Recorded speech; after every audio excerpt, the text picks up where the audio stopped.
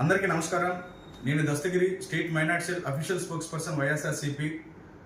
ఏదైతే దేశంలో మొత్తం ముస్లిం సమాజం పైన విషయం కలుపుతున్నటువంటి మోడీతో ఆంధ్రప్రదేశ్లో చంద్రబాబు, పవన్ కళ్యాణ్ స్నేహం కొనసాగిస్తారా?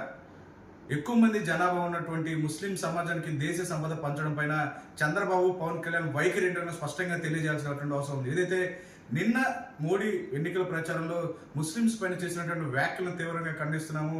మోడీతో అసలు ఆంధ్రప్రదేశ్లో పొత్తు పెట్టుకోవాల్సినటువంటి అవసరం ఏంది?